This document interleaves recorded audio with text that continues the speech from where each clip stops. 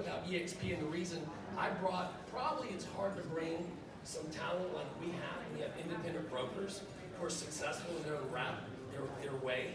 Why would we move to EXP?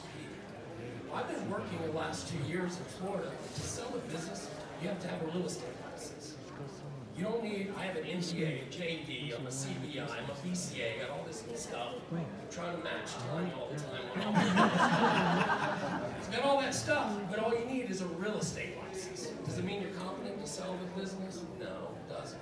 That's why you do. So for 2 years, I've been out in the marketplace and going to the FAR conventions and teaching the residential people, the boots on the ground, about money on the table and how they just talk to their clients that are business owner clients. Have you ever thought about selling your business? Just ask that simple question. Have you ever thought about selling your business? And a lot of them, you'll be surprised, will say, well, I really never thought about it. Or secondly, they'll say, I have no idea what the value of my business is. And that's kind of where we all come in.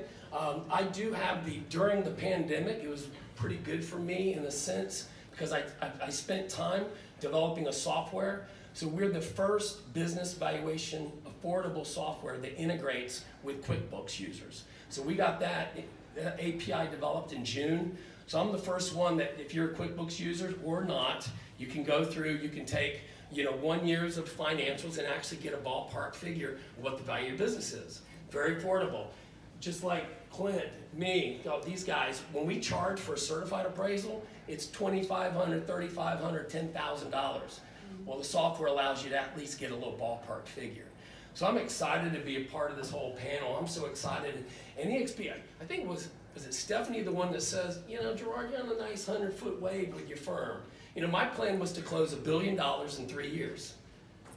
$1 billion in 3 years.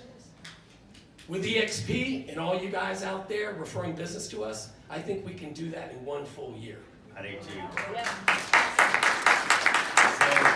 So we're going to go through a series of questions, but whenever I'm speaking to someone, I think what's important for you to understand all this expertise, the reason we stand up here, and I'm going to try to give you a short story.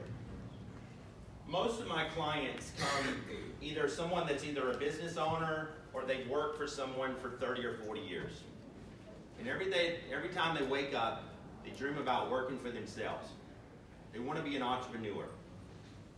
And I don't know if you know it, but about 94% of the people in the entire world can't be entrepreneurs, not because they don't want to be, because they're scared. They don't know, and they're fearful of that decision. They're going to have to give up that cushy job. And so what we do is we're psychologists, we're investors, we're teachers. We wear so many hats.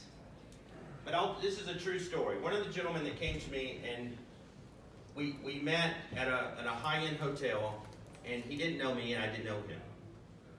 And we met through a series of times, and we started talking about businesses, and eventually he decided to buy one. And he began to grow his company, and over the last 2 or 3 years, he became exceptionally successful.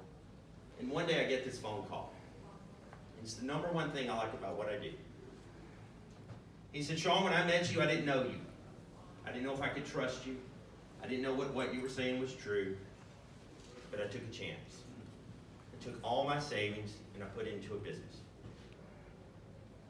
I now have a better life.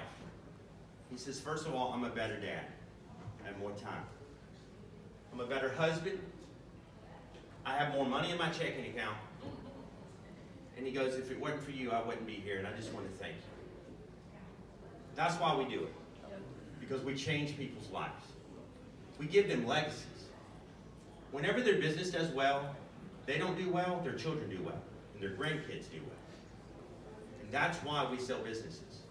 And every time that you reach out there and you grab a seller, and you bring them to someone that knows how to take care of them, because we're not all the same.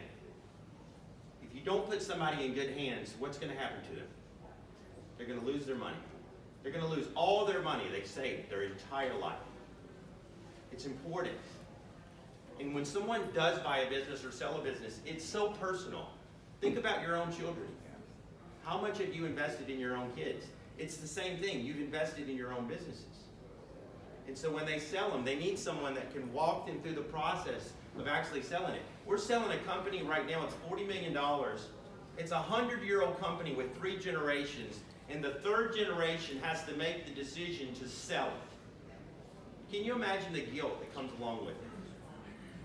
It's not that easy, and that's why we are here to help you make it look easy.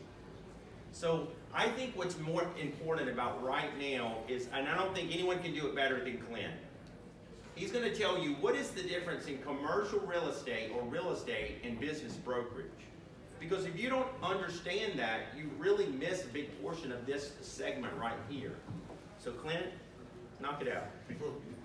So yeah, one of the first just very actionable things I want to share is kind of this question of what is a business deal and what is a real estate deal?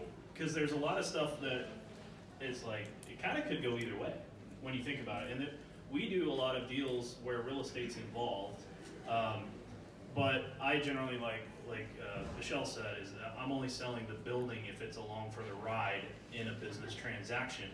I've never in my life made a sign. I don't know where y'all make signs or how it works. You know, it's a completely different thing. And so, you know, sometimes like I've got friends in the real estate world where I live in Texas, it's like the wine country of Texas, and we get wineries, you know, and like, is that real estate? There's no wineries in Texas, by the way. You're just whiny. Hey, bro. They're pretty good. No, I played. So I like to say, when in doubt, you just need to have a conversation with a business broker. We need to rely on you for the real estate opinion. I don't know what a building is worth by itself. I don't know what fair market value rent is. I don't know what the appropriate cap rates are for different scenarios. I need to rely on my real estate friends for their expertise in those areas. What we do is, and Gerard will probably get into this, is we do financial recasting, and we're basically selling cash flow. We're selling dreams of future earnings. And most of what we are selling is intangible in nature. And it's very fragile, because something like 2020 can happen, and we saw multi-million-dollar businesses become worth 0, and 0 businesses be worth multi-millions because different people benefit. Some people did really well from the COVID stuff. They exploded upwards, and some had the opposite.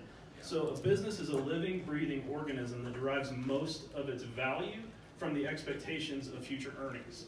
And so the only way you can really wrap your head around that is to get financial statements into the people like us that have had the training on that. And we've got to figure out the earnings power of the business, and that is different than what the tax return says. So most people, including the business owners themselves, they really don't know the value of their business because they don't know the earnings power of their business, because the whole time they've run their business, they've been a one-trick pony, which is let's try to make as much money as possible and appear as poor as possible to the IRS. And so we do like a reverse engineering of that to figure out the true earnings power of the company, which involves a lot of adjustments to the financial statements, to normalize the statements, to adjust for the owner's pay, perks, and benefits, and their kid that's on payroll while they're in college not doing anything, and all that weird stuff they do. Yeah. And we got to figure out what is this intangible business worth based on what a buyer and a bank would believe the expectations of its future earnings are, and that is a very unique discipline. And when there's owner-occupied real estate in that, we need your opinion mainly on the fair market rent and the cap rate stuff, so that we can do an earnings, an income approach to the real estate, and then we can do an income approach to the business, and we can figure out the package price. And what we do is, sometimes you'll bring us a deal, and I've had some where, like wineries are an example, is if we do the analysis and we crunch the numbers and we figure out there's $10 million of real estate, but the business ain't worth jack because somebody bought it as a vanity, investment, and it's really not making money. Right. And it's really the real property is where the value's at. And this needs to be marketed to a real estate buyer, and we need to have signs, and this thing needs to be out there with people. Real estate buyers are looking for in different marketplaces for real property, and business buyers are looking on completely different marketplaces for cash flow, and they're